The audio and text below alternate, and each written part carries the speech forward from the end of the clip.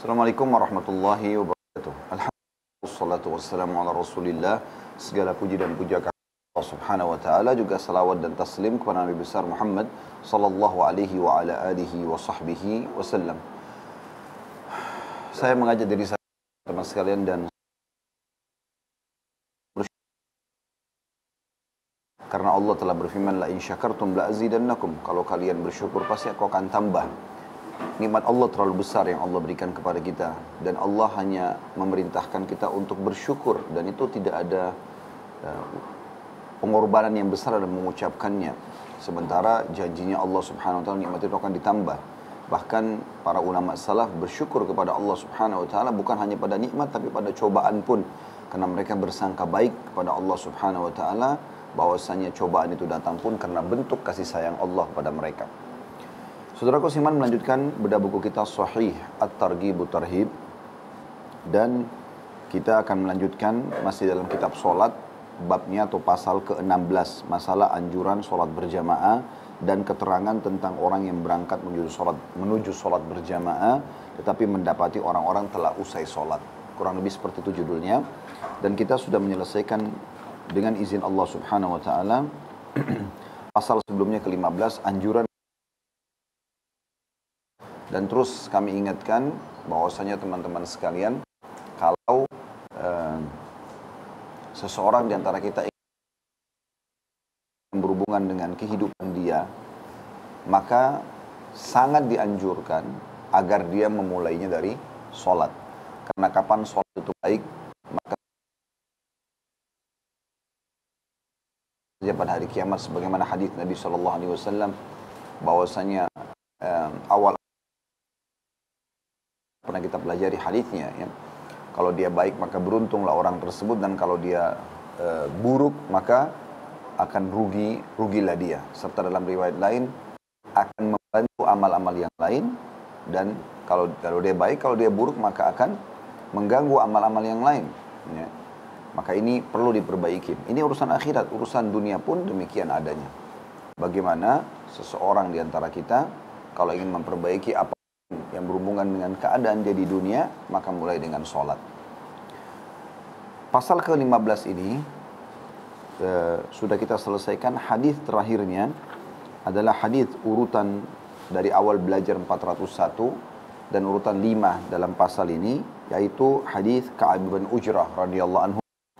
Beliau berkata, kharaja alaina Rasulullah sallallahu alaihi wasallam wa nahnu sab'atu nafar. Kami pernah ditemui oleh Nabi sallallahu alaihi wasallam 7 orang, berjumlah 7 orang. Arba'atun min mawalina, ada 4 dari hamba sahaya kami, wa thalathatun min arabina, dan ada 3 orang sahaya dan ada bebas, mereka sama-sama di masjid. Musnidina, maaf saya ulangi, musnidina, punggung-punggung kami pada masjid. Beliau, ma'ajlasakum, apa yang membuat kalian duduk? Nanantadirus shalah, kami pun menjawab, kami menunggu salat. Qala fa'aramma qalila, kemudian Nabi SAW diam sejenak, thumma aqbala alaina, kemudian menghadap ke arah kami lagi. Nama yaqulu rabbukum, apa kalian tahu apa yang diucapkan oleh Tuhan kalian? Qulna la, kami mengatakan tidak. Qala fa inna rabbakum yaqul, sesungguhnya Tuhan kalian telah berfirman, man shallas salata li waqtiha, siapa yang salat di awal waktunya, wa hafadha 'alaiha, dan menjaga salat-salat itu, walam yudayyi'ha istighfafan bihaqqiha, dan dia sama sekali tidak melalaikannya karena menghormati kedudukannya atau memberikan haknya, falahu alayya ahad, maka dia akan mendapatkan janji dariku, kata Allah subhanahu wa ta'ala, an udkhilahul jannah, untuk aku masukkan dia ke dalam surga. Wa man lam yusalliha liwaqtiha, dan siapa yang tidak salat pada waktunya, walam yuhafidh 'alaiha istighfafan bihaqqiha, dan dia tidak menjaga, tidak fokus menjaga salat itu karena haknya, fala ahda lahu alayya, maka tidak ada janji dariku. In syi'tu adzabtuhu wa in syi'tu ghafartulah. Kalau aku ingin aku ya menyiksanya, kalau aku ingin aku akan menghukumnya. Dan ini hadis yang terakhir yang kita bahas pada yang lalu, dan alhamdulillah sudah panjang lebar kita tentunya. Dan kita akan masuk teman-teman sekalian ke pasal kita yang akan kita bahas pada waktu ini 1 jam ke depan. Semoga Allah SWT berkahi insyaAllah. Yaitu pasal ke-16, anjuran sholat berjamaah dan keterangan tentang orang yang berangkat menuju sholat berjamaah tetapi mendapati orang-orang telah usai sholat. Hadits pertama adalah urutan 402 awal kita belajar, dan urutan pertama dalam pasal ini di sebelahnya ada tulisan sahih bagi yang pegang bukunya. Bunyinya dari Abu Hurairah radhiyallahu anhu, dia berkata, Rasulullah sallallahu alaihi wasallam bersabda, "Salatul rajuli fi jama'atin tudha'afu ala salati fi baitihi wa fi suqihi 25 darajah atau 25 dhi'fa." Saya ulangi, maaf. Salatul rajuli fi jama'atin tudha'afu ala salati fi baitihi wa fi suqihi 25 dhi'fa. Wa dhalika annahu idza tawadda'a fa ahsana al-wudu' thumma kharaja ila al-masjid la yukhrijuhu illa as-salah lam yakhtu khatwa illa rufi'at lahu biha darajah wa hutta anhu biha khati'ah fa idza shalla lam tazal al malaikatu tusalli alayhi ma dama fi musallah ma lam yuhdith Allahumma salli alayhi Allahumma arhamhu wa la yazalu fi salatin man tadhara as-salah. Artinya, kata Nabi SAW, salat seseorang dengan berjamaah, 2 orang minimal, dilipat gandakan atas sholatnya di rumahnya dan di pasarnya sebanyak 20 kali lipat. Hal ini karena apabila dia berwudu dan membaguskan wudunya, kemudian dia pergi ke masjid, di mana hanya sholatlah yang membuatnya berangkat ke masjid, kecuali hanya untuk sholat. Ya. Jadi dia berangkat ke masjid tidak ada tujuan lain, hanya untuk sholat wajib 5 waktu. Maka tidaklah dia melangkah 1 langkah, melainkan pasti diangkat dengannya 1 derajat untuknya dan dihapuskan dengannya 1 kesalahan. Apabila dia sholat, maka para malaikat senantiasa bersalawat kepadanya selama dia berada di tempat sholatnya dan selama dia belum berhadath. Ya Allah, limpahkanlah salawat kepadanya. Ya Allah, limpahkanlah rahmat kepadanya.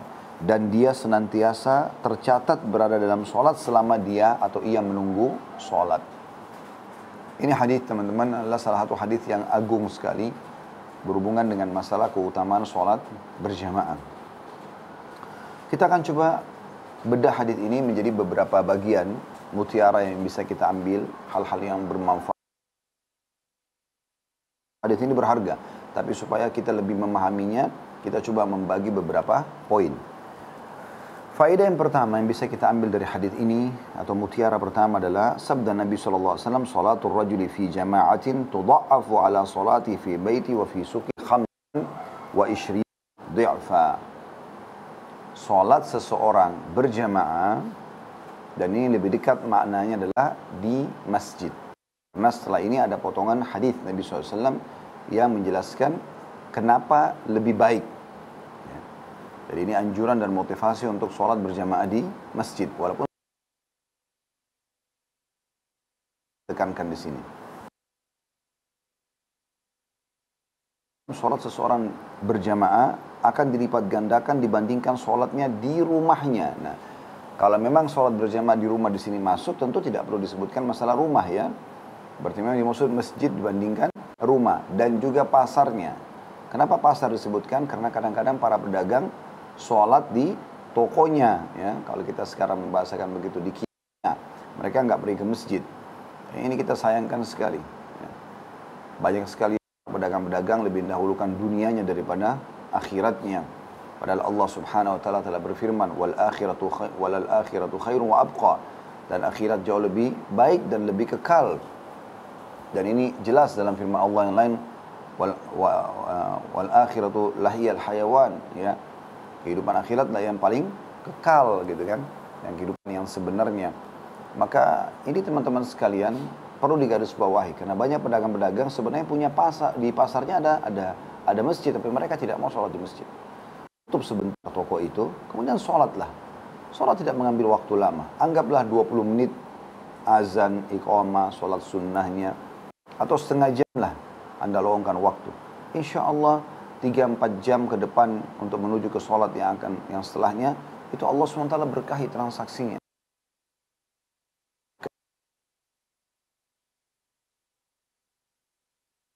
Pintu pembuka juga rezeki, pintu kebaikan, pintu melarang dari kemungkaran. Inna sholat menahan seseorang dari perbuatan keji dan mungkar, ya, perbuatan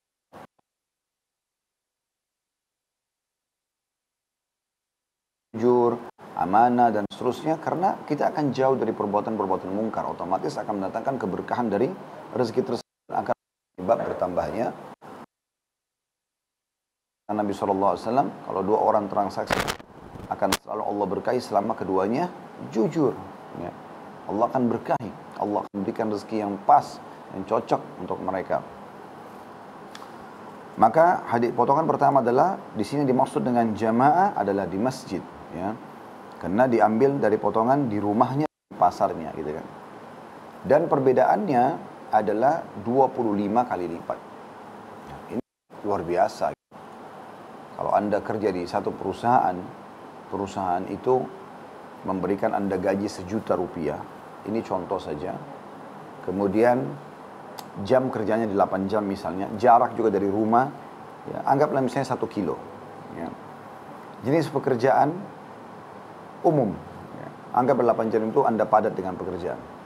Ada perusahaan yang kedua, jaraknya sama dengan perusahaan pertama dari rumah Anda, jenis pekerjaannya sama, jam kerjanya juga sama. Juta. Kira-kira yang mana Anda pilih? Secara rasional orang akan memilih 25 juta. Toh waktunya sama. Nggak ada sesuatu yang harus membuat seseorang memilih yang 1 juta. Kadang-kadang manusia kalau diberikan contoh dengan uang atau duit seperti ini, mereka bisa lebih semangat ingin untuk menjalankan atau mengerjakan. Seperti itu sebenarnya penyampaiannya. 25 kali lipat. Jadi sama saja kalau orang sholat sendiri di rumahnya dengan orang sholat berjamaah di masjid, itu 25 kali sholat. Misalnya sholat duhur. Kalau di rumah dicatat 1 sholat, kalau di masjid berarti sholat 25 sholat duhur. Itu kan luar biasa. Anda jangan pikir angka 25-nya kalau 1 sholat. Tapi Anda bayangkan kalau dalam seharian Anda sholat di rumah, subuh, duhur, asar, maghrib, isya. Sementara teman Anda yang lain sholat subuh, duhur, asar, maghrib, isya di masjid. Berarti dia sudah punya perbedaan dengan Anda 25 kali lipat subuh, 25 kali lipat dibandingkan Anda, ya, duhur, 25 kali lipat asar, 25 kali lipat maghrib, 25 kali lipat isya. Dan kalau digabungkan 25 kali 5, 125 sholat perbedaan sehari saja antara Anda dengan teman Anda tersebut yang sholat berjamaah. Kenapa ruginya Anda ke masjid? Selama Allah Subhanahu wa Ta'ala berikan kemudahan, tidak ada. Nggak ada udzur yang menahan. Kalau Anda ketiduran, Anda sakit, ya, Anda lupa, terjadi hujan deras, ya, banjir mungkin, segala macam. Ada halangan-halangan, itu lain. Tapi kalau tidak, Anda rugi sekali. Itu kita hitung 1 hari. Per sholatnya Anda beda sama teman Anda 24 lah. Karena kan dia dapat 1, ya. 24 ini dikali 5, ya. Kalau tadi 25 kali 5, 125, berarti kita kurangin saja 5. Berarti sekitar 120 perbedaannya. 120 sholat dalam sehari. Baik, coba kita kali teman-teman 10 hari. Kalau 10 hari, berarti perbedaan Anda dengan Anda atau teman Anda sholat di masjid, 5 waktu sholat. Kalau sehari 120 sholat, perbedaannya kalau 10 hari berarti 1200 sholat. 1200 sholat itu bukan hal yang mudah. Padahal sebenarnya hanya sama-sama mengerjakan sholat, cuma beda tempat saja. Yang satu di rumah, yang satu di masjid. Itu 10 hari, ya. Kalau kita hitung 100 hari, atau sekitar 3 bulan setengah, ya. 3 bulanan lah kurang lebih. Berarti 1000 hari, ya. Itu sekitar 12.000 sholat. 12.000 sholat. Kalau itu 1000 hari. Kalau 10.000 hari, itu kurang lebih 2 tahunan mungkin, ya. Nah, banyak orang begitu, ya. 2 tahun terus rutin sholat di masjid. Misalnya lebih 2 tahun sekian. Yang satu sholat di rumah. Itu kalau kita hitung 10.000 sholat teman-teman sekalian, itu berapa banyak yang kita kehilangan sholat. Ya. Luar biasa gitu, bisa ratusan ribu sholat yang hilang dari kita hanya karena kita memilih sholat di rumah. Ini aja sudah cukup sebenarnya untuk memberikan gambaran, terutama bagi laki-laki yang memang dalam mazhab Imam Ahmad rahimahullah beliau berpegang tentang wajibnya orang ke masjid. Bahkan dalam mazhab Hanafiyah atau Abu Hanifah juga seperti itu. Ya. Dan juga kalau saya tidak salah dalam Imam Malik, Imam Syafi'i rahimahullah yang mengatakan sunnah muakkadah. Tapi jumhur ulama menyatakan masalah kewajiban ini. Ya. Bahkan kalau kita lihat di masa-masa kejayaan Islam, di masa-masa para sahabat, para khulafaur rasyidin, para negara-negara Islam dulu yang pada saat mereka berjaya, Umayyah, Abbasiyah, juga Utsmaniyah terakhir itu, umumnya di masa-masa jayanya mereka ternyata memang masjid itu tidak pernah kosong. Mereka jadikan betul-betul sebagai sebuah tempat untuk mereka mengerjakan dan melaporkan diri kepada Sang Pencipta Allah Subhanahu wa taala. Ini penting sekali, ya. Oleh karena itu hidupkan suasana sering ke masjid, ajak anak-anak ke masjid, terutama anak laki-laki. Dan sudah ditanyakan pada pertemuan yang lalu bagaimana dengan perempuan, sudah saya bahasakan ya. Kalau perempuan lebih afdal di rumah, ya, karena memang ada hadis yang menjelaskan maksud. Tapi juga boleh tetap sholat di masjid di waktu-waktu luangnya. Ya. Potongan yang kedua, rincian dari Nabi SAW, atau ini faedah yang kedua, kenapa halanya sampai 25 kali lipat. Maka beliau merincikan sambil mengatakan wadzalika, dan itu disebabkan, maksudnya kenapa bisa 25 kali lipat, annahu idza tawaddaa fa ahsana al-wudu, karena dia pada saat berwudu dan memperbagus atau memperindah wudunya, menyempurnakan wudunya, thumma kharaja ilal masjidi, kemudian dia keluar menuju ke masjid. Nah, ini yang kita tadi bahasakan, makna daripada potongan pertama salat berjamaah di hadis adalah di masjid. Ya, karena di sini dirincikan. Ya. Itu disebabkan karena kalau dia keluar ke masjid, la yukhrijuhu illa shalah. Tidak ada yang membuat dia keluar kecuali salat. Betul-betul dia keluar ke masjid untuk sholat saja. Tidak ada yang lain. Masalah tambahan misalnya ketemu teman, hadir di majelis ilmu itu tambahannya. Tapi tujuan utama adalah sholat berjamaah yang wajib. Sallallahu alaihi wasallam menerima ibadah ini di langit.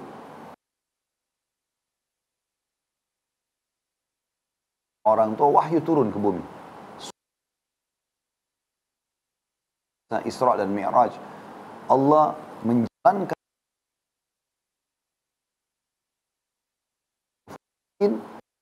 Isra, jalan malam hari, kemudian Mi'raj, sholat ini. Dan ini perjalanan yang luar biasa, sangat agung.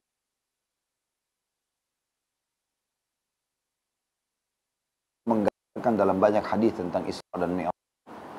Maka ini punya kedudukan tersendiri sholat ini. Dan Allah Subhanahu wa taala menyuruh kita untuk menjaganya. Ya. Sudah kita jelaskan dalam banyak hadis, ya, karena kitab sholat ini sudah cukup banyak pasal yang kita bahas, ya, dalam masalah ini. Salah satunya adalah anjuran berjamaah. Jadi dia harus keluar ke masjid tujuannya untuk sholat itu.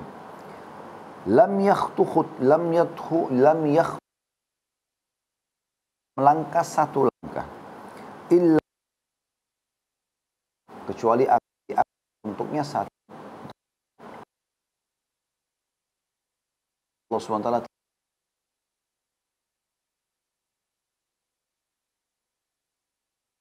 dosa.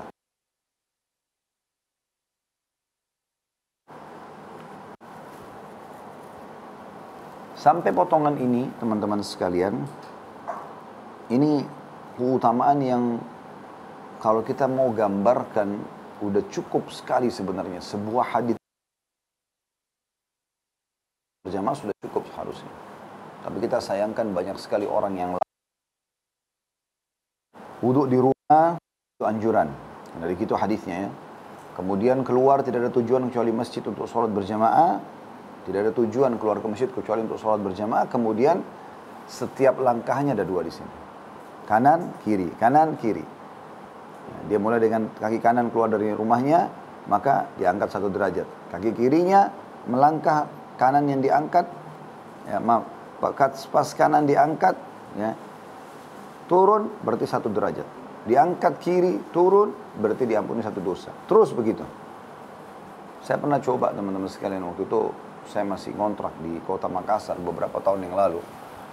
Rumah ini kebetulan hanya dipisahkan dengan sebuah jalan, dan ini juga dalam gang ya. Bisa masuk mobil, pas 2 mobil gitu ya, berpapasan ngepres ya. Masjid depan kami. Dan memang salah satu sebab saya mengontrak di situ karena saya pikir ada masjid ya. Kemudian saya coba, penasaran, ingin tahu berapa langkah sih di rumah, pintu rumah kontrakan itu sampai ke pintu masjid. Subhanallah, tanpa saya sangka teman-teman sekalian, ternyata saya hitung ya, dengan jalan santai itu 50 langkah. 50 langkah. Artinya, kalau 50 langkah ini kita mendapatkan 25 peninggian derajat setengahnya dan 25%.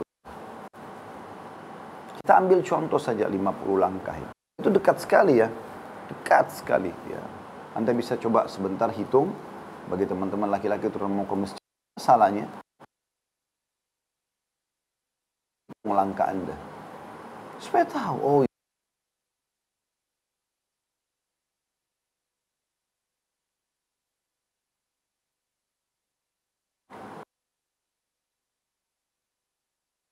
begitu.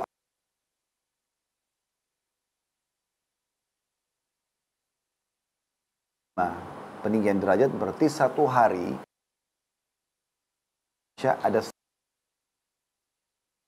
dan ada hapus dosa Anda sehari 125 banyak dosa. Mungkin Anda tidak melakukan dosa sebanyak itu. Maka kalau tidak ada dosa, sebagaimana dalam sebuah hadis yang lain dikatakan, kalau sudah istighfar Anda, tobat Anda sudah mencukupi, Anda bersihkan, maka sisanya akan menjadi keutamaan yang luar biasa. Sama 125 derajat sehari dengan 125 pembersihan dosa. Kalau kali 10 hari, 1250 derajat sama 1250 pengampunan dosa.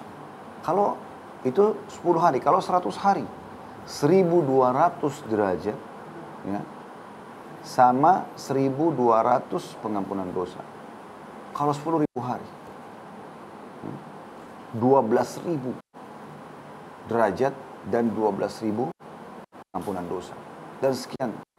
Terus berlaku kelipatannya selama Anda mengerjakan. Keutamaan ini akan terus berjalan. Ini jangan disia-siakan. Ya. Jadi ini mutiara atau faedah yang kedua. Bagaimana orang yang berjamaah mendapatkan kemuliaan ini. Asal ingat syaratnya. Tadi dikatakan dia berwudu, memperindah wudunya. Wudu lebih afdal di rumah ya, walaupun boleh di masjid, tapi lebih afdal di rumah. Supaya Anda masuk masjid sudah langsung kaki kanan, baca doa, kemudian Anda sholat, ya, kemudian menunggu khatib kalau Jumat kayak kita hari ini, ataupun Anda tinggal sholat berjamaah pada saat iqamah diiqamahkan. Kemudian manfaat yang lain adalah, ini saya pisahkan, saya jadikan faedah yang ketiga karena ini juga penting sekali, yaitu فَإِذَا صَلَّى لَمْ تَزَلِ الْمَلَائِكَةُ تُصَلِّي عَلَيْهِ مَا دَامَ فِي مُصَلَّى مَا لَمْ يُحْدِثْ. Ya. Artinya, nah di sini kalau tadi kan sebelum sholat baru menuju ke masjid, tujuannya untuk sholat di masjid, maka diberikan untuknya setiap satu langkah satu peninggian derajat, pengampunan dosa. Nah, kalau dia masuk ke masjid dan dia sholat dari sholat, maka malaikat terus saja mendoakan dia selama dia di musallahnya, selama dia di tempat sholatnya, selama dia tidak berhadas membatalkan wudhunya. Bicara dengan orang di sebelahnya belum membatalkan wudhunya, maka malaikat belum diri dari musallahnya, ya, jadi belum diri dari musallahnya.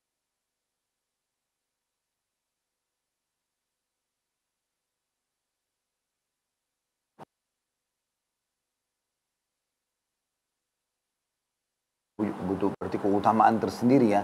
Bagaimana orang ke dalam masjid, teman sekalian, harusnya dia ya menjaga zikrullah, berzikir kepada Allah, berdoa. Artinya memang Allah Ta'ala tidak berbicara urusan dunia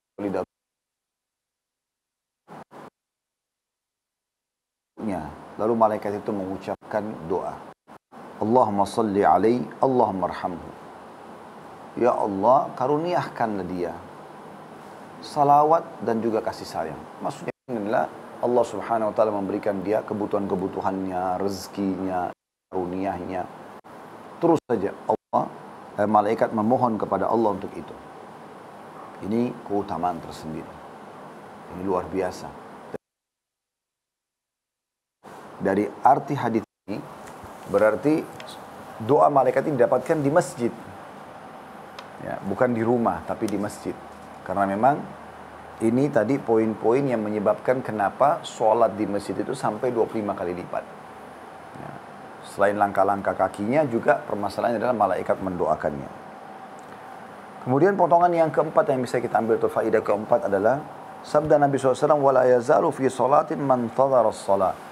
Dia akan terus dicatat ya, mendapatkan pahala sholat selama dia menunggu sholat. Misalnya Anda pergi sholat duhur di masjid, kemudian Anda menunggu di situ di masjid, maka dia tunggu sampai asar. Anda menunggu sampai asar.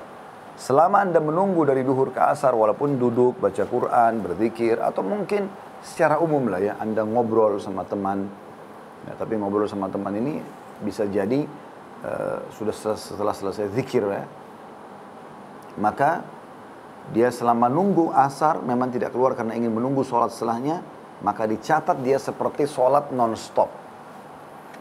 Ya, seperti Anda salam, sholat lagi, salam, sholat lagi. Atau misalnya Anda sholat tidak berhenti. Ini keutamaan luar biasa.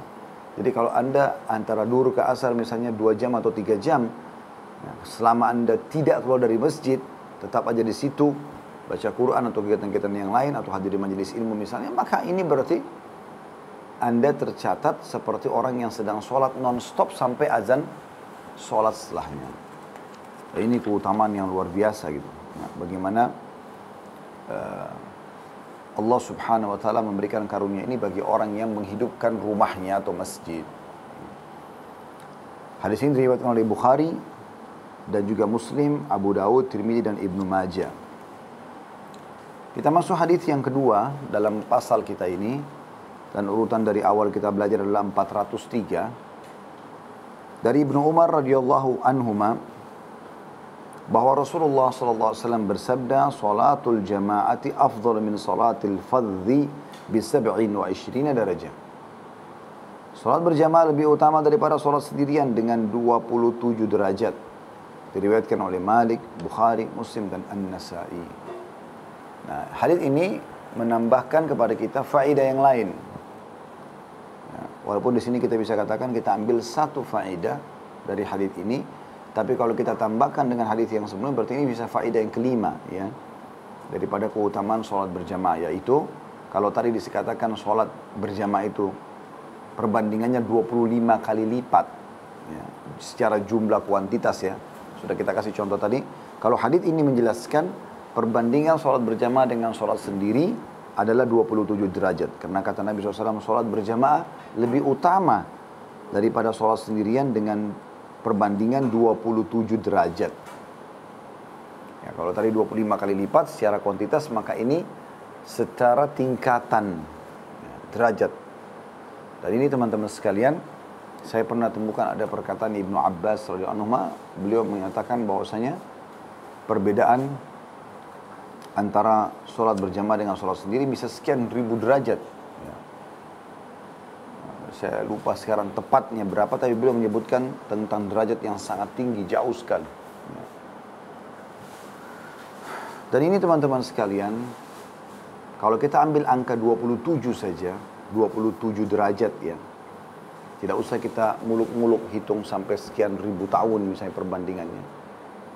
Kalau sholat subuh misalnya si A sholat di rumah, si B sholat di masjid berjamaah, maka sudah ada perbedaan secara kuantitas 25 24 sholat ya, karena yang si ini di rumah boleh dapat satu, ini 25.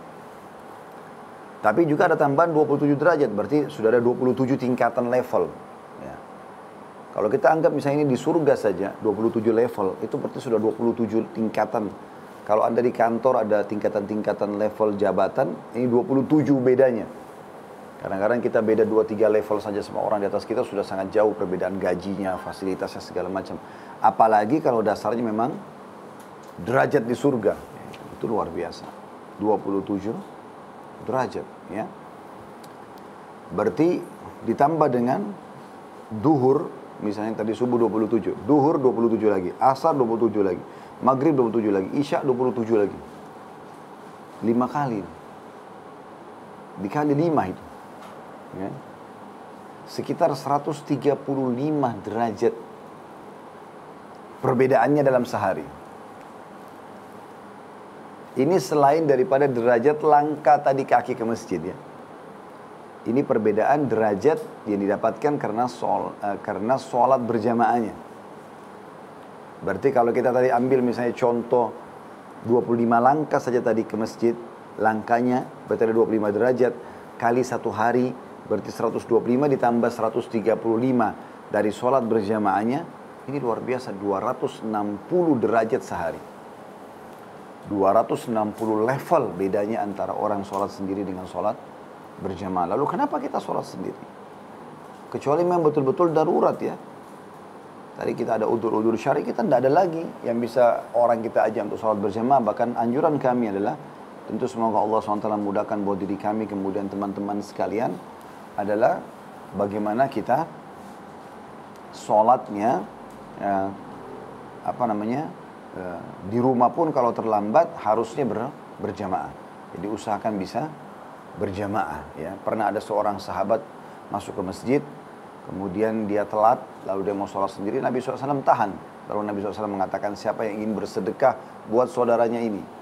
Maka Abu Bakar pun berdiri, artinya temani dia sholat berjamaah, jangan sendiri. Maka Abu Bakar pun berdiri untuk sholat bersama orang tersebut. Walaupun Abu Bakar sudah sholat, karena Abu Bakar nanti terhitung sunnah ya di sini. Ini keutamaan tersendiri lagi. Hadis yang ketiga yang kita bahas dalam pasal kita ini dengan sanad sahih, semuanya sahih. Sebenarnya kalau pegang buku ada tulisan sahih, karena Syekh Albani rahimahullah sudah menelusuri hadis-hadis dalam At-Targhib wa Tarhib ditulis oleh Al-Mundirin, kemudian beliau terbitkan judul Sahih At-Targhib wa Tarhib ya. Jadi ini cuma sahih saja semuanya. Artinya hasan dan sahih maksudnya hadisnya. 404 urutannya dari awal kita belajar. Bunyinya dari Ibnu Mas'ud radhiyallahu anhu, dia berkata, "Man sarrahu an yalqallaha ghadan musliman falyuhafidh ala haula'is salawat haitsu yunada bihinna fa inna Allah syara'a li nabiyyikum sallallahu alaihi wasallam sunanal huda wa innahunna min sunanil huda walau annakum shallaitum fi buyutikum kama yusalli hadzal mutakhallifu fi baitihi la taraktum sunnatan nabiyyikum walau taraktum sunnatan nabiyyikum la dhalaltum wa ma min rajulin yatatahharu fayuhsinu at-tuhur thumma ya'midu ila masjidin min hadhihi al-masajid illa kataballahu lahu bikulli khatwatin yakhtuha hasana wa yarfa'uhu biha darajatan wa yahuttu anhu biha sayyi'ah walaqad ra'aytuna ma yatakhallafu anha illa munafiqun ma'lumun nifaq walaqad kana ar-rajulu yu'ta biha yuhada bainar rajulaini hatta yuqama fis shaf." Jadi sebelum kita baca terjemahan teman-teman sekalian, ini pernyataan persaksian dari seorang sahabat yang mulia Abdullah bin Mas'ud radhiyallahu anhu. Perhatikan bagaimana beliau menggambarkan keadaan para sahabat dan muslimin di masa Nabi SAW. Beliau mengatakan, barang siapa yang suka ingin bertemu dengan Allah besok dalam keadaan muslim, dipastikan, maka hendaknya dia menjaga solat-solat yang dikumandangkan azan untuknya. 5 waktu solat, subuh, duhur, asar, maghrib, isya. Karena sungguhnya Allah telah mensyariatkan kepada nabimu sallallahu alaihi wasallam atau nabi kalian sunanal huda atau kebiasaan yang mendapatkan hidayah. Dan sholat berjamaah termasuk sunan al-huda. Artinya orang kalau kerjakan mendapatkan hidayah dari Allah Subhanahu wa taala. Jadi kalau Anda masih termudahkan untuk sholat berjamaah di masjid, berarti Allah inginkan kebaikan buat Anda. Seandainya kalian sholat di rumah kalian, perhatikan Ibnu Mas'ud di sini seakan-akan merincikan hadis tentang pentingnya sholat berjamaah di masjid. Beliau mengatakan, seandainya kalian sholat di rumah kalian sebagaimana orang yang tertinggal dari sholat berjamaah, yang akhirnya sholat di rumahnya, niscaya kalian telah meninggalkan sunnah Nabi kalian. Atau lebih tepatnya terjemahannya, seandainya kalian sholat di rumah sebagaimana orang-orang yang mutakhallif. Mutakhallif ini sengaja, tidak ada uzur. Mereka sengaja sholat di rumah. Dengar azan tapi sholat di rumah, nggak sholat di masjid. Ya. Sekali lagi ini untuk laki-laki yang sangat ditekankan ya. Perempuan hukumnya lebih afdal di rumah tapi boleh ke masjid.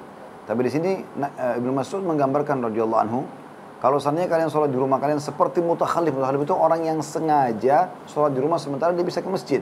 Ya. Maka kalian telah meninggalkan sunnah Nabi kalian.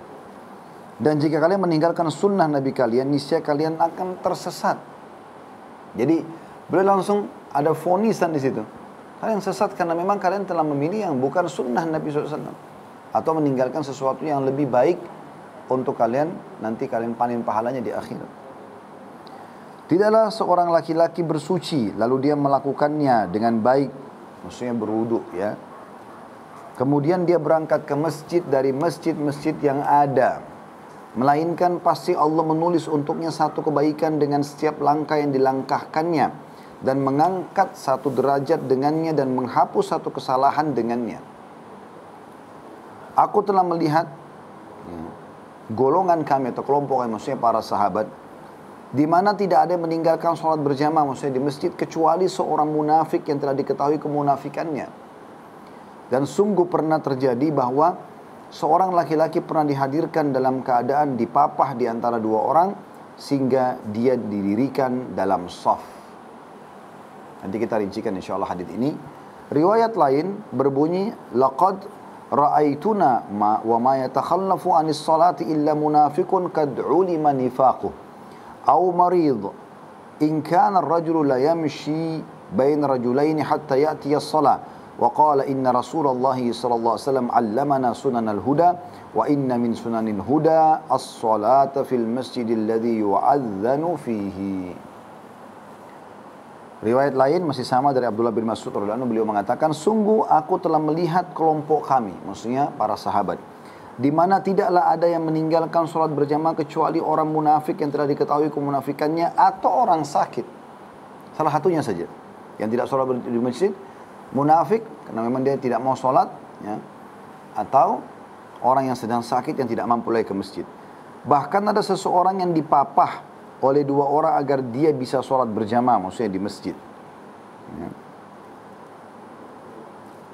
Jadi para sahabat itu walaupun sakit, mereka seperti memaksakan diri ke masjid selama masih mampu, bahkan minta temannya memapahnya ya.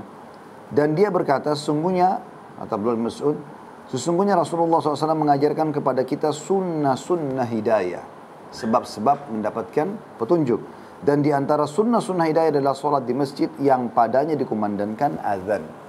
Hadis ini riwayat Muslim, Abu Daud, An-Nasai dan Ibnu Majah. Ya.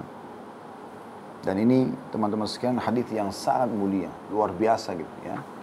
Kita akan coba rincikan hadis ini insya-Allah, dan mungkin kita tutup dengan ini insya-Allah. Mungkin ya, kita akan lanjutkan pertemuan akan datang nanti bahasannya. Karena hadis ini cukup panjang, kita akan coba ambil faidah-faidahnya, mutiaranya insyaAllah. Yang pertama adalah keutamaan Abdullah bin Mas'ud radhiyallahu anhu sebagai sahabat dan kejelian beliau dalam menyampaikan sabda Nabi SAW dengan rincian dari beliau.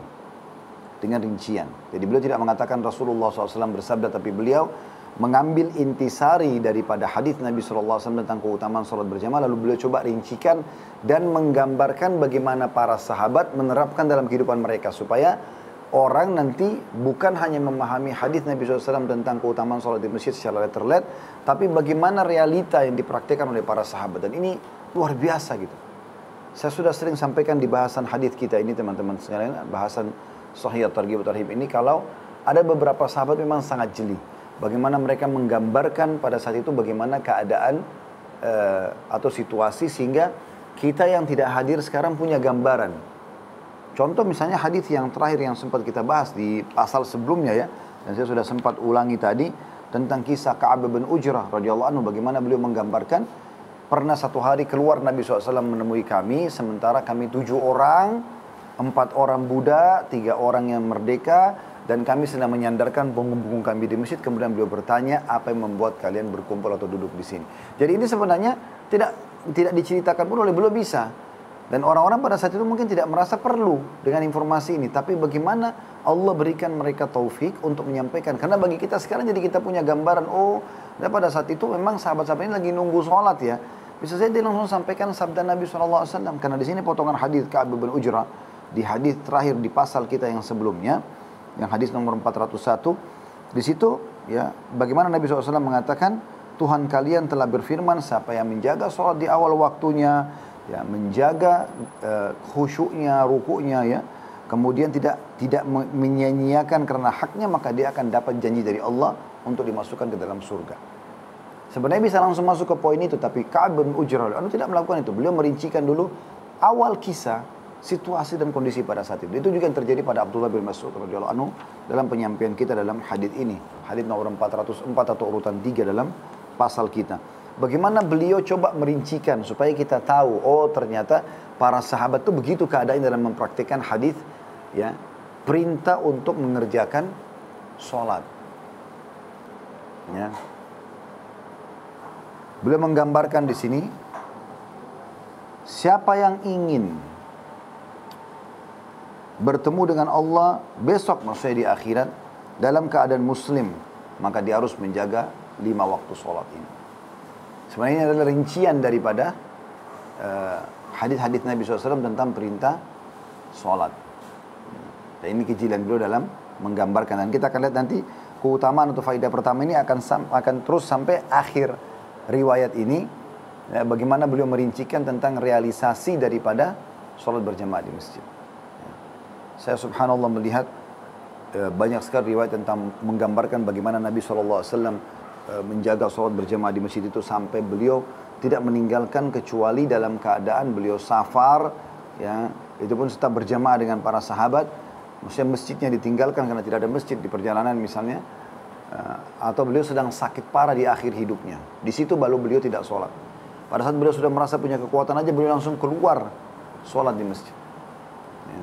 Saking mulianya sholat itu harus dijaga dan harusnya menjadi sebuah perhatian khusus bagi setiap Muslim, ya. Ini penting sekali. Selalu hidupnya hadir di masjid tersebut. Baik teman-teman sekalian, itu keutamaan yang pertama dari keutamaan atau faedah pertama dari keutamaan Abdullah bin Mas'ud. Ya. Atau keutamaan faedah pertama adalah keutamaannya Abdullah bin Mas'ud dalam merincikan tentang praktek perintah Nabi SAW tentang masalah sholat berjamaah. Kemudian potongan yang kedua adalah bagaimana Abdullah bin Mas'ud memberikan gambaran kepada kita bahwasanya siapapun yang menjaga sholat dipastikan dia akan meninggal dalam keadaan muslim. Karena beliau mengatakan, man sarrahu an yalqallaha ghadan muslima. Siapa yang suka bertemu dengan Allah dalam kondisi dia muslim tidak selamat. Kalau dia meninggal dalam keadaan Islam, karena Allah mengatakan wala tamutunna illa wa antum muslimun, dipastikan dia selamat. Bahkan Allah subhanahu wa ta'ala memerintahkan Nabi Muhammad SAW untuk mengeluarkan siapapun dalam hati. Nabi SAW mengatakan pada pamannya, hai pamanku Abu Talib, yang akhirnya menolak, ucapkan la ilaha illallah, maka aku akan membantumu depan Allah pada hari kiamat. Tapi hanya dia tetap memilih untuk mengikuti kaumnya, yang akhirnya meninggal dalam keadaan kufur. Maka ini faedah yang kedua dari hadis adalah bagaimana Abdullah bin Mas'ud memastikan kalau orang mau bertemu dengan Allah dalam kondisi muslim, artinya dia akan selamat, dia harus menjaga 5 waktu sholat. Ya. Dan dikatakan lanjutnya, haitsu yunada bihinna.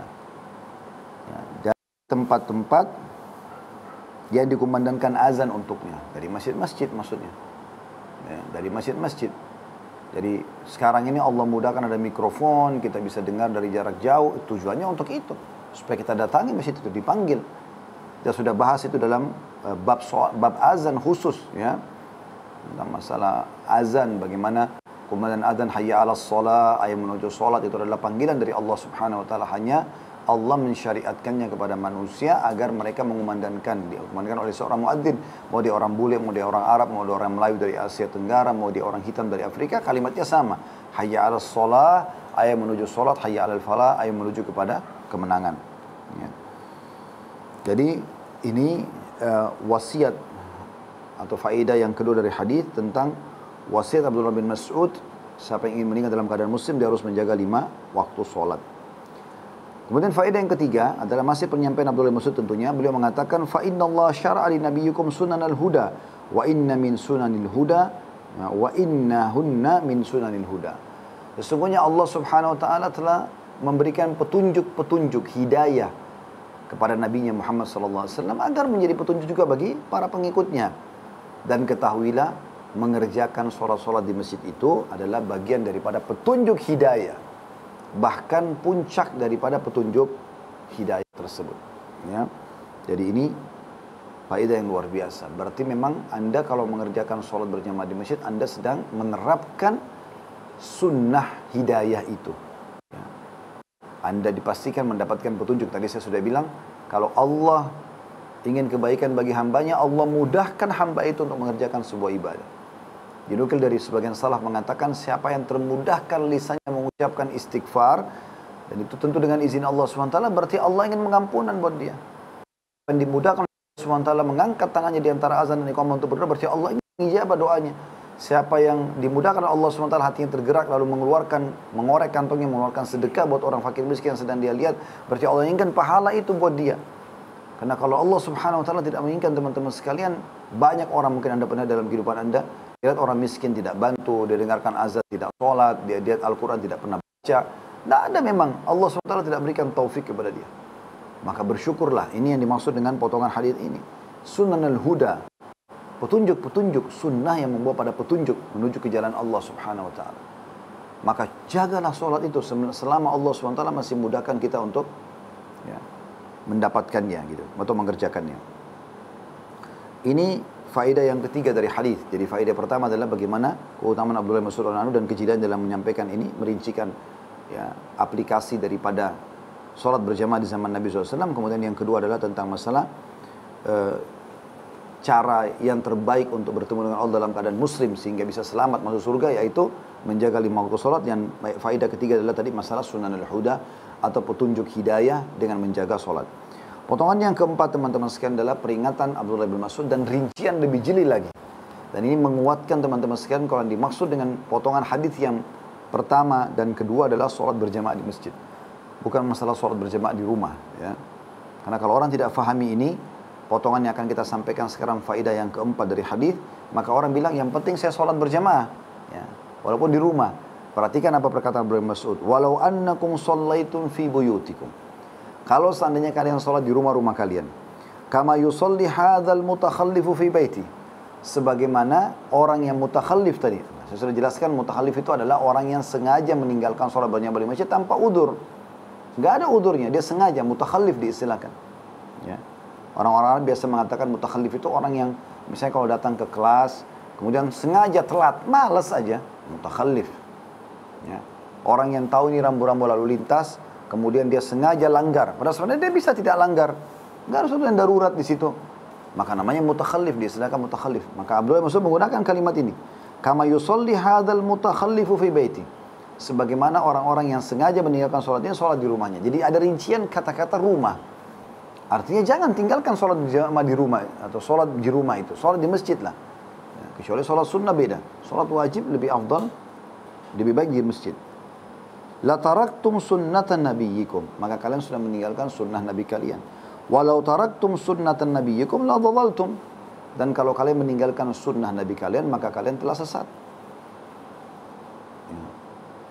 Jadi ini sampai di sini teman-teman sekalian, faedah yang keempat dari hadis yang kita bisa ambil adalah bagaimana Abdullah bin Mas'ud jelinya langsung to the point menjelaskan kalau hadis-hadis tentang sholat berjamaah yang disampaikan oleh Nabi SAW adalah tertuju kepada masjid dan bukan rumah.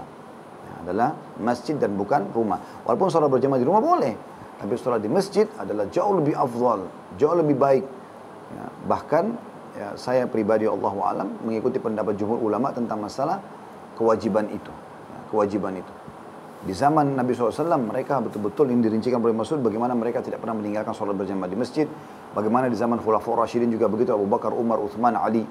Kita temukan juga banyak riwayat menjelaskan tentang masalah ya, dalam Umayyah, Abbasiyah. Mereka terus saja menghidupkan masjid dan bahkan masjid berdekat-dekatan pada saat itu. Dan Uthmaniyah pun seperti itu. Di masa-masa jayanya ya. Saya tidak bicara masa-masa mundurnya. Masa-masa mundur mungkin memang kena pengaruhnya juga. Masa-masa jayanya. Beberapa hari lalu saya pulang dari Turki. Kemarin ada tur Muslim Tour.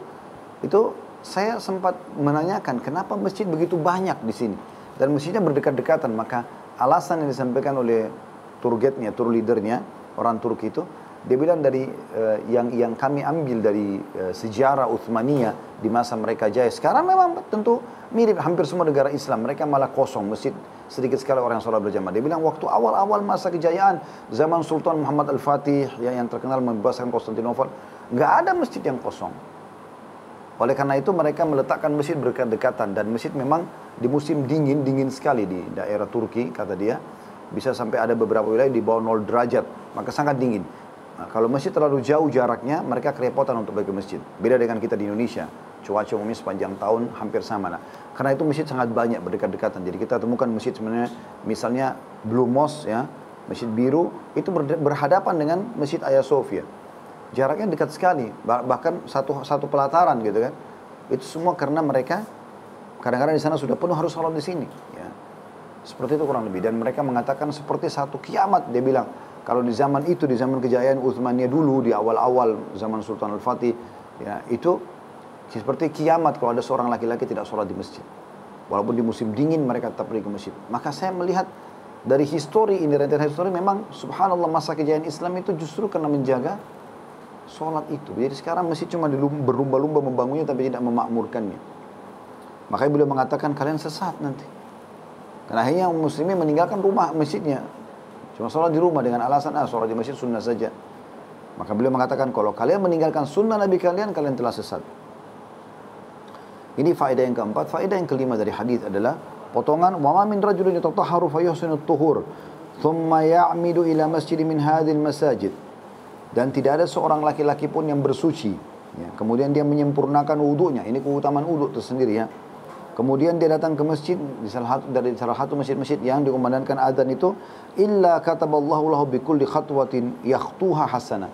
Kecuali Allah akan catatkan baginya setiap langkahnya satu pahala, wa yarfa'uhu biha darajah, dan akan diangkat baginya satu derajat, wa yahuttu anhu biha khati'ah, dan juga akan ya mengampuni dosanya. Jadi di sini faedah yang kita bisa ambil tambahan dari hadis-hadis sebelumnya adalah kalau hadis sebelumnya satu langkah mengangkat derajat, satu langkah mengampuni dosa. Di sini ada tambahannya, satu langkah itu mengampuni dosa dan dicatatkan pahala, satu langkah mengangkat derajat. Jadi ada tambahan keutamaan dicatatkan setiap langkah satu pahala. Tadi kan sudah kita hitungkan peninggian derajat dan juga pengampunan dosa. Kalau ini ada tambahan pahala, dan ini faedah yang kita bisa dapatkan dari hadis ya. Kemudian potongan yang terakhir yang kelima dari manfaat hadis adalah walaqad ra'aituna wa ma yatakhallafu anha illa munafiqun ma'lumun nifaq. Walaqad kana rajulu yu'ta bihi yuhada bain rajulaini hatta yuqama fis shaf. Dan di zaman kami, boleh menggambarkan zamannya dia, para sahabat, para tabi'in, tidak ada yang ketinggalan sholat berjamaah di masjid kecuali orang munafik tulen. Ini bisa saja menandakan si munafik sholat di rumahnya. Tapi subhanallah, beliau menggambarkan di zaman itu, kalau dia orang mukmin yang benar, dia nggak akan mau kehilangan keutamaan. Kenapa dia sholat di rumah? Kenapa nggak sholat di masjid? Keutamanya sangat besar. Berarti dia bilang, di zaman itu, di zaman kami, tidak ada yang meninggalkan sholat berjamaah kecuali munafik tulen. Bahkan seseorang ya dipapah oleh dua orang, yang penting dia hadir sholat berjamaah di masjid. Dalam riwayat yang kedua tadi dikatakan, tidak akan meninggalkan laqad ra'aituna ma yatakhallafu anis salati illa munafiqun qad ulima nifaqu. Tidak akan meninggalkan salat pada saat itu berjamaah di masjid kecuali yang sudah jelas kemunafikannya, au marid, atau seseorang yang sakit. Betul-betul parah sekali sakitnya, baru dia tidak ke masjid. Dan ini menandakan sakit parah ya. Karena memang beliau menyebutkan dalam dua riwayat ini, wa in kana ar-rajulu la yamshi baina rajulaini hatta ya'tiya as-shalah. Seseorang dipapah oleh dua orang agar dia bisa sampai sholat berjamaah di masjid. Artinya kalau cuma sholat biasa, flu biasa, cuman lemas, cuman ke masjid. Tapi kalau sudah parah sekali, ya mungkin sudah tidak bisa lagi, seperti buang-buang air atau apalah yang memang betul-betul membuat dia sudah tidak bisa, maka itu berbeda. Itu pun ada sebuah hadis yang merupakan berita gembira buat kita semua teman-teman sekalian, yaitu kalau seseorang terbiasa mengerjakan sebuah ibadah di masa dia sehat, kemudian dia ada udzur, maka tetap dicatatkan baginya pahala. Artinya di masa Anda sehat, Anda menjalankan tetap ya, sholat berjamaah ini, maka dipastikan pada saat Anda punya udzur, Anda akan mendapatkan tetap pahalanya. Misal satu waktu Anda stroke misalnya, ya, Anda stroke, Anda tidak bisa mengerjakan sholat lagi berjamaah di masjid, atau Anda tiba-tiba mendapatkan udzur-udzur yang lain ya, yang kira-kira udah nggak memungkinkan Anda ke masjid, maka di saat itulah Anda tetap mendapatkan pahala ke masjid, karena di saat itu, di saat Anda mampu Anda mengerjakannya. Allahu a'lam. Baik, ini bahasan kita insya Allah.